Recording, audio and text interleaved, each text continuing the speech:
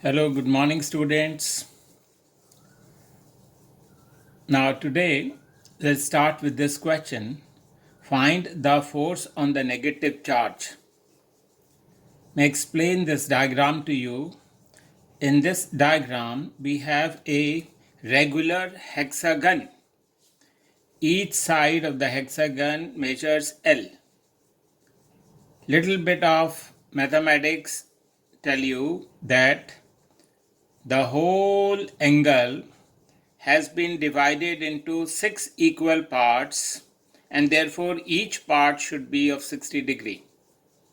So it tells you from elementary mathematics that this triangle is going to be an equilateral triangle.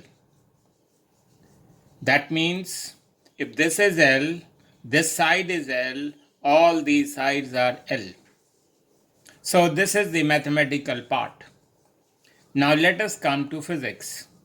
We have this negative charge, and at the corners we have these positive charges.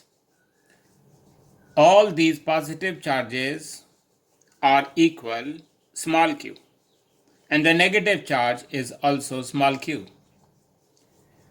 We learned from basics that this charge will experience force due to 2 because they are oppositely charged, so there will be a force of attraction. So F12 is the force acting on 1 due to 2. Similarly, there will be attractive force due to 3, there will be attractive force due to 4, attractive force due to 5, and attractive force due to 6. But when we examine the force F12 and F13, we notice that the product of the charges in the first case and in the second case is same. Distance is also the same. So we can fairly say that the magnitude of this force F12 should be equal to magnitude of the force F13.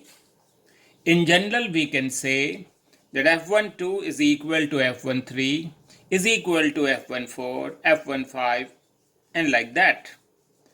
So now the point is that these forces are acting like this. So let's find out the resultant along this line. F12 will get cancelled with F15, F13 will get cancelled with F16, and the only uncancelled force will remain F14. So F14 will be K times of Q1 Q into Q divided by L square. Let's start with the next question. Here we have a square of side 10 centimeter, and at the 4 corners 4 charges are placed.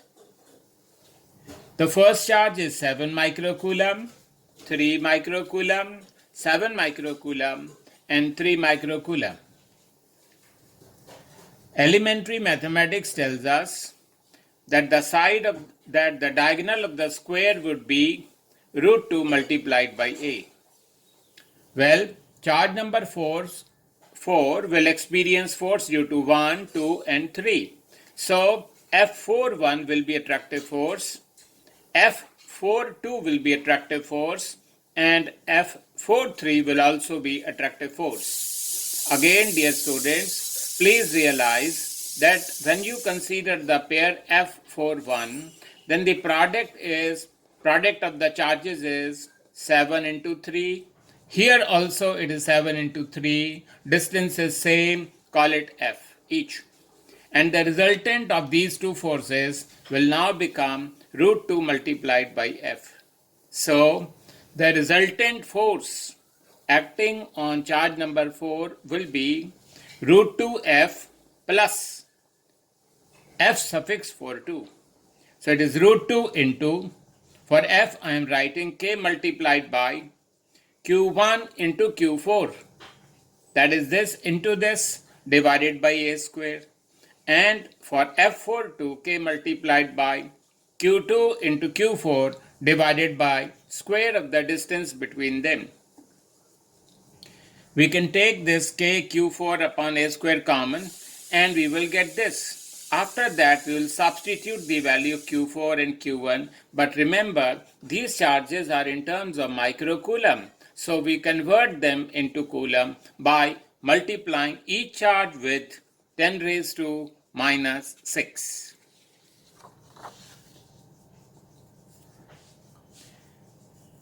In this diagram, we have to find the value of x for the charge capital Q to be in equilibrium.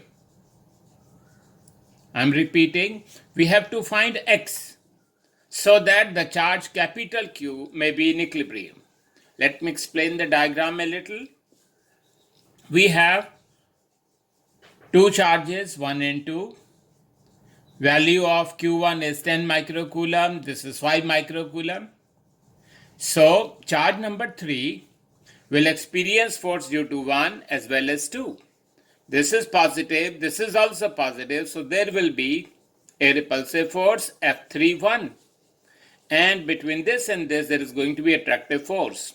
For this charge to be in equilibrium, net force has to be 0. That can only be 0 provided the magnitude of F32 becomes equal to magnitude of F31. So let me now write F suffix 32. 3 and 2 we have to take. So it will be K multiplied by capital Q, and then it is 5 into 10 raised to minus 6 upon x square. For F31 it will be K multiplied by capital Q into 10 into 10 raised to minus 6 divided by the total distance ka whole square, d plus x ka whole square. So we get, many terms will get cancelled. You can see 1 upon x square is this. Now what we do is we will cross multiply and then we will take the under root, and from there we can get the value of x. In this question now, we'll find the value of small q if the system is in equilibrium. The diagram says, question says that there are two fixed charges capital Q each. A charge small q is placed at the center of these two charges. Question asked is, what should be the value of small q so that the system may be in equilibrium? So we start saying, let us first assume in our mind that this charge is positive. Now see, if this charge is positive, then this charge will experience a force of repulsion to the left, and due to that also there will be a repulsive force. These two forces will act towards the left and they cannot give us a resultant equal to 0. So we are using common sense and saying that this charge should be negative. Now, for the system to be in equilibrium, then the net force acting on each and every charge should be 0. So we say that, let's find out the net force acting on 2. So there will be a repulsive force F21 and there will be attractive force F23. For it to be in equilibrium, the magnitude should be equal. I've again used Coulomb's law and written the values, and from here we get small q as equal to capital Q by 4. We've added a minus sign later on just to show that this charge should be negative.